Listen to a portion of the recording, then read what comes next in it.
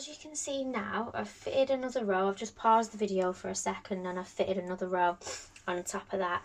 Now, what I want you to focus on, I'm just going to zoom the camera in.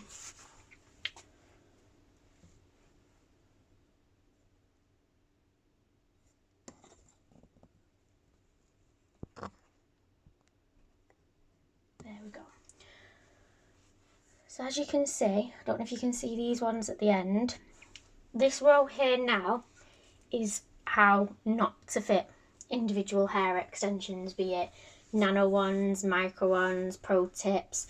You don't want to see any of what you can see now. So this one here, the hair at the top, it's really tight. Down below here, let me get the tail comb, it's easier to point things out. So if I just turn that to the side, that's a bit better. So this one here, there's a big bulk of hair here and then really tiny pieces here that is right up close to the scalp. Then we've got this next one here, which is really low down. Again, as you can see, there's a bit from up in this row up here. There's not a neat line on that. This one here, you can see how tight it's pulling.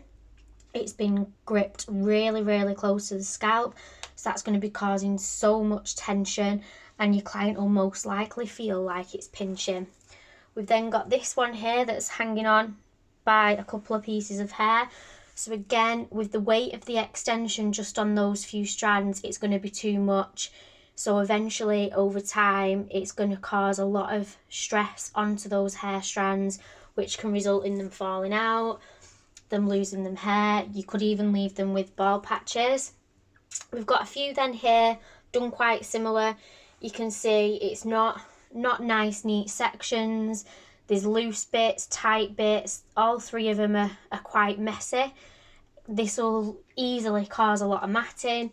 Again, the client might find that bits of the hair are actually pinching them. It won't feel as secure. And again, it's just going to cause a lot of extra stress on that hair that the hair doesn't need. You've then got this one, which again, it's really tightly pulled through the sides here. And then there's a lot of loose sections through there. And then these two here, which I might just turn that back on an angle. I'll turn it that way for now. So you can almost see that that one is just shooting straight out from the scalp. And again, that one's quite stuck out as well. So these have been clipped in basically on an angle like that, rather than holding them flat down. So when you hold the hair up, so say your fingers are there and you're holding that hair, and then you go in with your pliers and clip that section holding the hair up straight like that, that's what causes the hair to stick out. So again, it's not going to give you a smooth finish depending on how the client wears the hair. You might then, especially if this is near the top row, these are going to be poking through the actual hair, which is going to make it very obvious that your client is wearing hair extensions. So this row here is how not to fit. So take a good look at the way those sections look and make sure that whenever you're fitting hair, your sections never look like this. If it looks like that, take it out, redo it. So I'm just going to lift this row up just so you can compare it to the underneath. So can you, try again. Can you see the difference? How neat and tidy. They're all flowing the same way. There's a nice even tension. The hair ratio is correct. And then you look at that row and it's just messy. So again, you can see your brickwork nice on that one. So where I've gone through, you've got a bead in between two, a bead in between two, a bead in between two. Potentially your next row up would have been a bead in between these two, so it'd be on line with this one. So it'd be a bead and a bead, and you'd follow that pattern. So you can clearly see the difference from that one to the row below. So this is what you want your finished results to look like. Nice, neat, crisp, clean sections. You want to avoid, or basically never fit, hair extensions to look like any of these. Like I said a minute ago, if you find that you fit a hair extension and you can see any like sticky out parts of the hair, or the hair extension isn't sitting flat to the scalp and it's sticking out like this one, just simply remove it and refit it to make sure that it's perfect. So that's your row of what not to do, which I'll just take a screenshot of that now. I can keep the camera still, and I will add that into the pictures section so that you've got some pictures to go off as well. So what I'm going to move on to now is I've shown you how to fit nanos, which is the most popular, or for me and my experience over the years, it has been one of my most popular methods, along with a weave. I do find the weaves are very popular. So now I'm just going to fit a couple of each one of the other methods.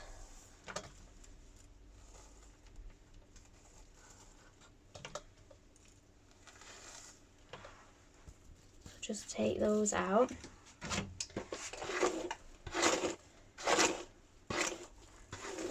So again, just going to take a nice section. I'm just going to move further up the hair for now.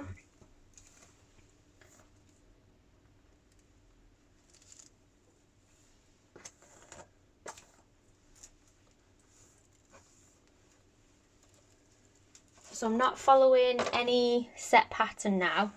I'm literally just zoom out so you can see again. I'm literally just showing you some of the different ones and the way to fit them.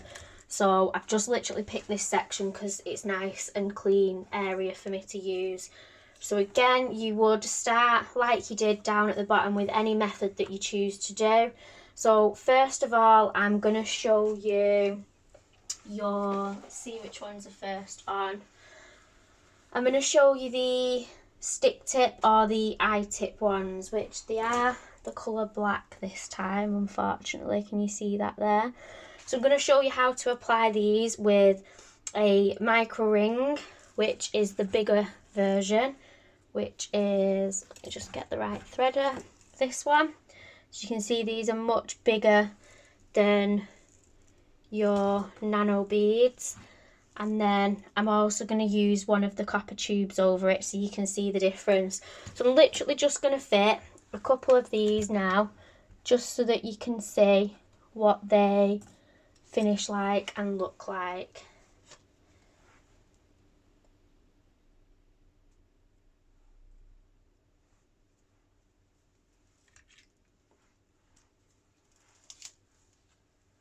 So you'll take your section of hair down,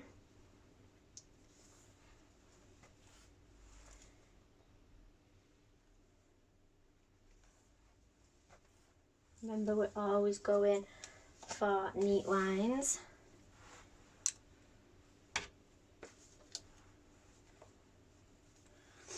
Another tip, if you don't have any of the velcros and you find that the hair's in your way, you can always use an extra comb and just grip it in like that and see how it's lifted that section up a bit more.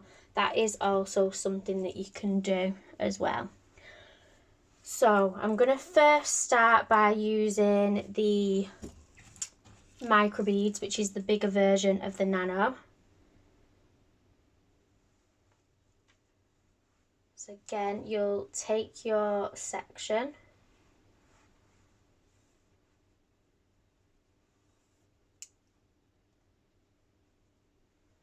loop through the hair exactly the same way. Take your piece of hair, push that through, keeping it nice and flat to the scalp again, exactly the same way as you do the nanos. And you'll push that bead down. Just realise you're not in shot there. So I'll just do one more of those.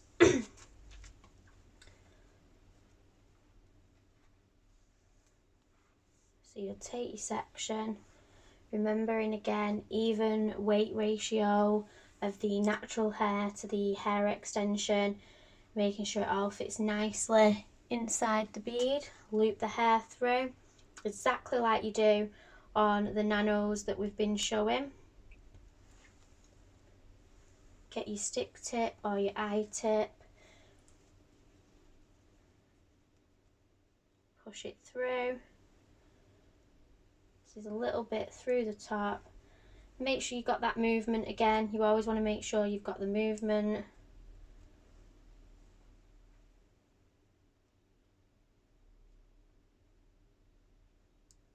Just want the very edge to stay out just ever so slightly.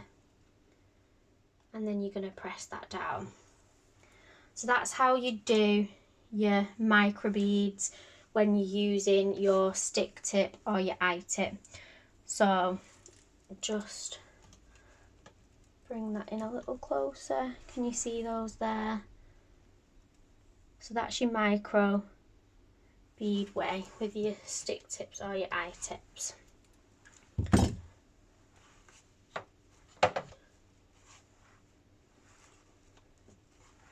The next one then, I'm going to use the copper tube ones, which is these ones here. So you see it's just a copper tube. Again, you're probably feeling like I keep repeating everything, but it's even ratio of hair to hair extension so that you can keep that weight balance right. Then you're going to take your hair extension, place it inside. These can be a little bit more fiddly. Holding a bit of tension at the top and pushing through.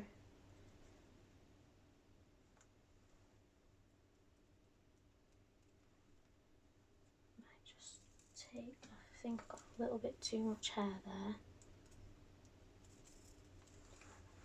So just literally take the tiniest, like 2 to 3 strands away if you feel like you've got too much hair, and then try it again.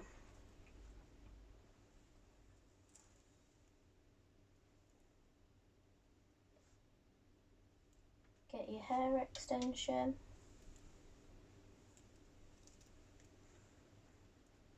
And push it through. There we go, it's gone through nicely now.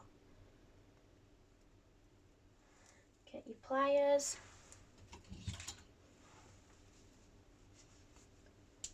And you just want to squeeze it all the way along. So you can see I'm pressing it a few times. That's just to make sure that it's got a good grip. So you can see the difference in that one now compared to the other two. Which again, I'll take some pictures of this row and add them into the section. So I'll do one more of these ones for you so you can see.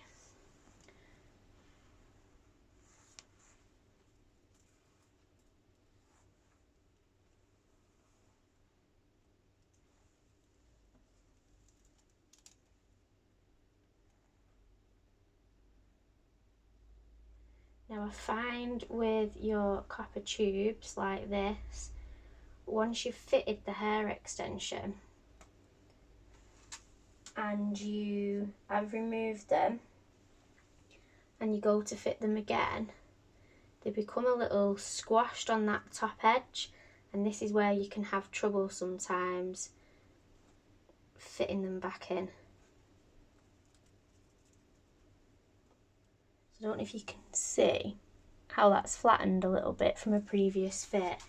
It just make them a little bit awkward to fit, and that is one of my reasons why I don't really like fitting this method. I would rather use the micro beads, which is the blonde ones that we've just fitted then, because I find them much less fiddlier and easier to fit.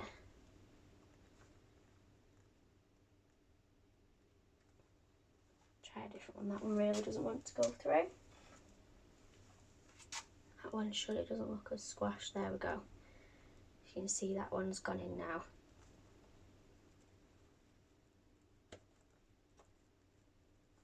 And that's through to the top. So now, because it slid down with me trying to get it in, you just literally push it back up and squeeze it down. So although they do look more discreet with a type of bead, They're not as big and as wide as those ones. They are much more, in my opinion, fiddlier to fit.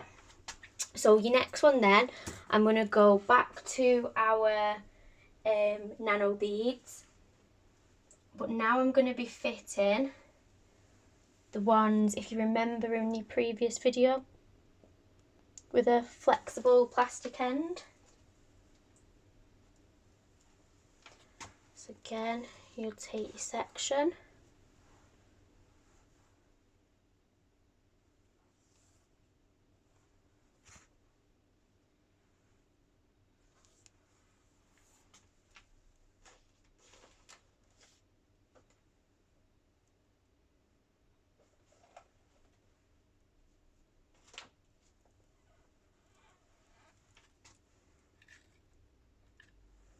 I've actually lost, I don't know how, but I've actually lost my nano beads.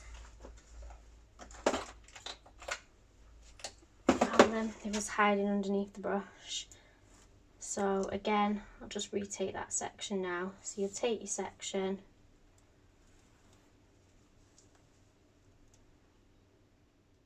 push the bead up,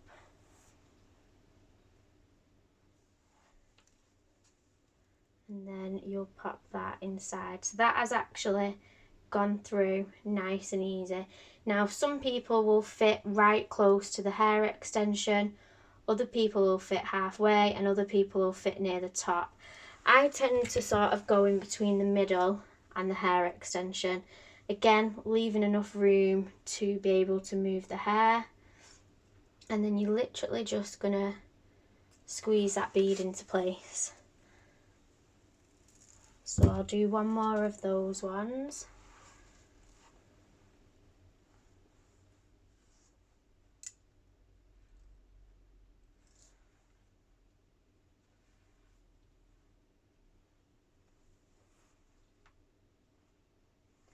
A lot of people do prefer these ones from places like Beauty Works with the like plasticky rubber end, just because it's much more comfortable on the scalp for them. But again, as you can see, the technique is exactly the same way of fitting. All the individuals are virtually the same way, it just literally is a different finish on the hair. So now I'm going to apply a couple of your Pro Tips, Ultra Tips, depending on again which size you go for. So these are these ones here. Now with these you tend to use your mini locks, which are from Remy Cachet Direct. It's their hair type that does this method. I don't, as far as I'm aware at the moment, like I said, it does change all the time. Remy Cachet are the only ones that actually do this method with these tips that look like that. No other brand actually offers that at the moment. So with this, it's still the same with the weight ratio and everything, with the natural hair to the hair extension. Still the same gap to leave so that you can manoeuvre the hair up and down, and you literally just squeeze that flat. Now I do fit some of these. The only thing I don't like about them is it doesn't have the silicone ringing side. You can't actually get these types with that, and that's because of how flat they go to the scalp. So they literally are as flat as anything. I'm just going to move that up a little bit, I'm not happy with it. So if you ever fit one and you're not happy, you think you've fitted it too far down, you literally just open it back up like I've just done and just push back up and then refit it down, which you will do. At times you'll be talking away, gossiping away with your clients, and you'll find that you fit one and you look at it and you think, oh, it's not in line with the rest. Just quickly undo it and refit. So I'll just do one more of those ones, and then I'll take the doll's head off and bring it close to the camera so that you can have a close-up look of each one. So when you're doing like your case studies or you've got your models and you're fitting, you know, show them the different methods. You can literally order sample packs from the suppliers. Some will actually send you a free sample pack out, which I can show you in a minute what they look like. Some you might have to pay like 99p to get the sample pack, and it'll show you all the different methods of hair. So I'm just going to take the camera off a minute. So as you can see here, these are your micro beads, so they're your bigger beads compared to the nano, and that's been fitted with your eye-tip or your stick tip, depending on where you get it from, will depend what they call them, but that's just basically the straight tip with the round edge at the top. Then you've got, again, your stick tip or your eye tip, but they're fitted with the copper tube. So it's not so much a bead, it's more like a tube. So they just go a little bit flatter, as you can see. But again, it's still the same, but you see how it's flattened them a bit, and that's why sometimes when you go to refit them, when you noticed, you can struggle pushing them in. Some hair extensionists that I speak to have no issue with them at all. Some do.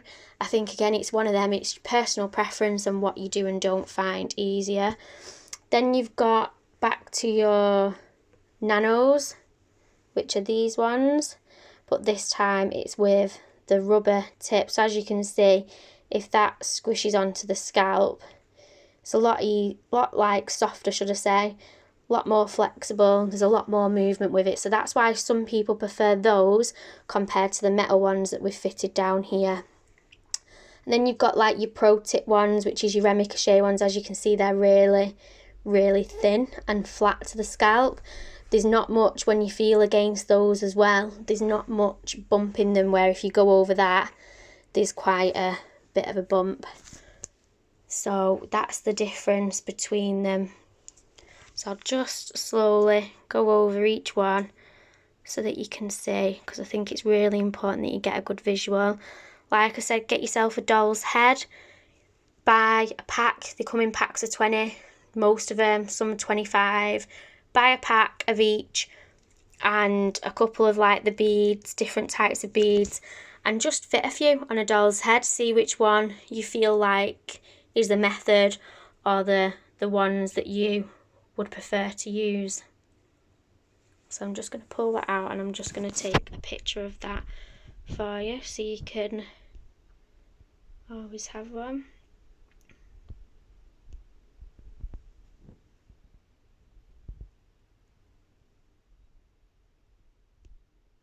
So again, if you have any questions on any of those, I'm just going to show you the underneath. Just pop me a message in the Google Classroom.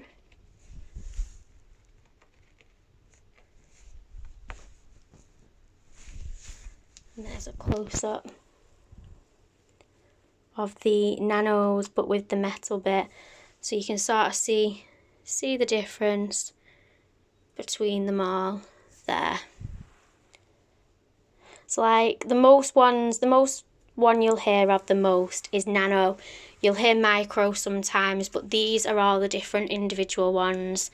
So they all involve that even ratio of hair to hair extension and a bead.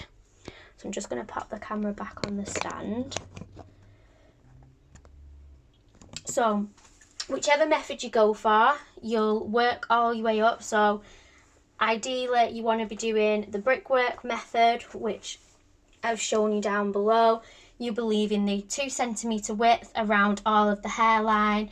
You'll be coming up, finding out where they part the hair on top to make sure that there's enough hair sitting over the top of the hair extensions. You never want to bring your row too high, because if you bring it too high, then when the client's hair sits over the top, they're actually going to peep through and push the way through. So no matter which method you go for, always make sure that you're leaving enough hair everywhere so that they're staying discreet. You want to be doing move-ups every 6 to 8 weeks, depending on your client's hair growth, once they come too far down. Again, it's one of those, when doing a move-up, you can literally get your pliers. Just check, still in focus there, yeah. Just turn it round slightly. So you can get your pliers. Let's just say the hair extension, the client's come back 6 weeks later and it's all the way down there. All you'll literally do is take that section, open the bead up, comb through or pull through any loose hairs, because remember your client's going to have natural hair loss during that time. Literally take the hair extension out, push the bead back up, make sure the hair has got all that even tension again, pop the hair extension back in. I'm on the wrong angle for me this now. Pop the hair extension back in and squeeze back flat. So that is how you do a move up of the individuals as well. So you literally just squeezing it out, opening it up slightly, pushing it back through, making sure all the hair is nice and neat. Remove any hair that's come out of the natural hair growth cycle just by combing it away and push it up. Now you can only do that as long as there's no matting. If your client comes back to you and all these beads along here are all matted together, they've left it longer than the 6 to 8 weeks, then you can't do a move up. You would literally have to take them all out and refit them. Again, that's going to come to you with practice and experience. The more you start to see your clients come back, the more you'll start to know whether you can do a move up or a push up, whichever one you want to call it, or if you need to take them all out and do a full refit. Again, when doing your refits, you can either start at the bottom or you can start at the top. I tend to start at the bottom and I take my first row out, brush all the hair, refit that row back in. It's best sometimes if your client comes to you and it's a full head of hair, you've not cut any layers in, you've not done any shaping around the front, and it's all the same length, then there's nothing stopping you taking them all out and putting them all back in. If your client has had layers chopped into them, you know, your bottom ones are longer than your top ones, you've thinned them out, you've shaped them through the front, they might have a side fringe and you've shaped all them, then it does tend to be better to do row by row. So move a row up or take a row out, should I say, and then pop that row back in. So you'd literally start with your bottom one, take all them out, brush all the hair, pop them all back in. Now, the only time that changes, and this is where it's good to have like a hair extension holder. You can use multiple towels as well, but it just means your area that you're working on becomes that bit more bulkier. But if you have, say, like a hair extension holder and your client has said to you, and this is for anyone that's qualified in hairdressing, next time I have my hair extensions out, I want to have a wash, cut and blow wave, I want to give my hair a bit of a trim, then obviously you need to take them all out so that you can cut that client's hair. So what you would do then is you'd take your bottom row out and you'd pop that in place. Then you'd onto, say, your hair extension holder or in your towel, whichever. You'd then take your next row out and pop that on the next section of your hair extension holder or a second towel, and you would basically work like that. So as you can see, if you're using towels, you're going to have a stack of towels on your trolley for each row, and it's making sure that them towels don't fall, that you keep them all in the same place so that you refit in the same ones. So it is worth for individuals investing in a hair extension holder. I got mine from Easy Weave, but there is other places that sell them, and you would literally, it comes, I will attach a picture into the Google Classroom for you, but it's basically a long row with loads of spikes on, and you just put them in bulk, so you'd leave a little gap between each one so you know that that's where your next row starts. But I will place some into that and pop a picture up for you so that you can see what that's like. So that is basically how you fit your individual hair extensions. So all you need to do now is go away and start your case studies. So you can do some on the doll's head as practice, send them through to me, I can give you some feedback. When you're ready to do your case studies, then upload them into the case study area. Feel free to send a few different ones. So if you want to try a few different methods for your case studies, that's absolutely fine. Just remember that obviously if you send me those of the metal nanos, I will give you feedback and I might give you areas to improve, so you'll then need to do another one of those till you get that right.